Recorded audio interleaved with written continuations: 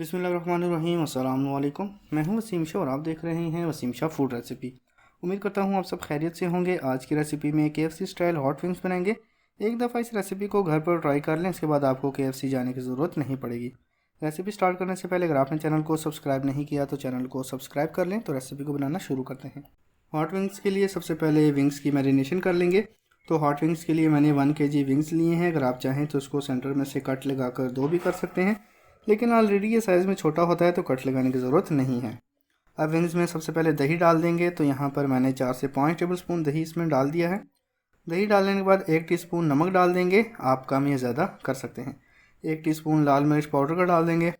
1 teaspoon धनिया powder का डाल देंगे।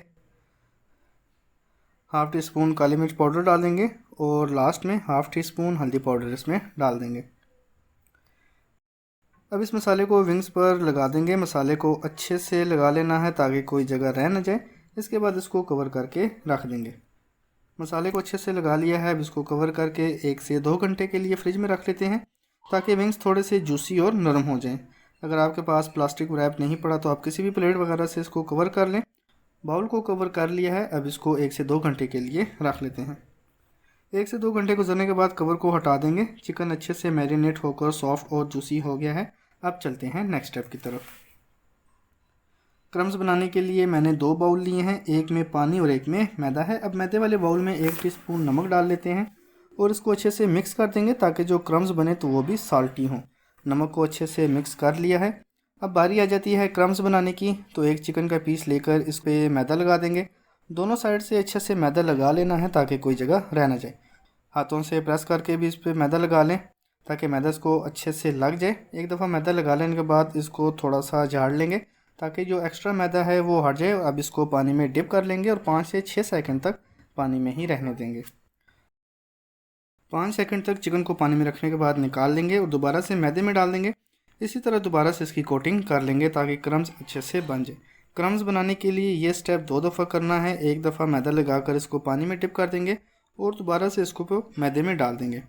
अब इसको थोड़ा सा प्रेस करके भी आप मैदा लगा लें ताकि क्रम्स ठीक से बन जाएं। हाथ और चिकन के दरमियान में मैदा लाजमी होना चाहिए, नहीं तो क्रम्स नहीं बनेंगे।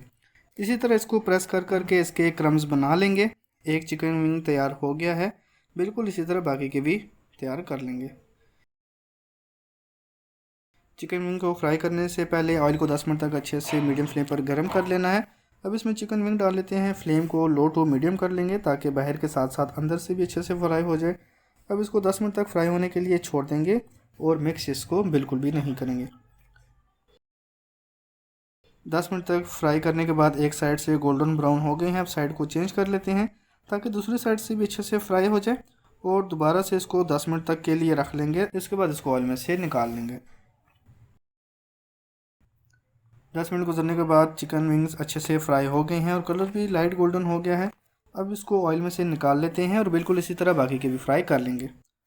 बहुत ही सिंपल और बेसिक सी रेसिपी थी। रेसिपी को घर पर ज़रूर ट्राई कीजिएगा और हमें कमेंट सेक्शन में बताएं कि आपको हमारी आज की रेसिपी कैसी लगी। रेसिपी पसंद आए तो उसको फ्रेंड्स और फैमिली मेम्बर्स के साथ ज़रूर शेयर करें। चैनल पर नए हैं तो चैनल को सब्सक्राइब कर लें, बेल का आइकन भी प्रेस कर लें ताकि आने वाली हर नई वीडियो आप तक पहुँचती रहें। अपना ढेर सारा ख्याल रखिएगा। मिलते हैं इंशाल्लाह अगली वीडियो में। तब तक के लिए अल्लाह हाफिज़।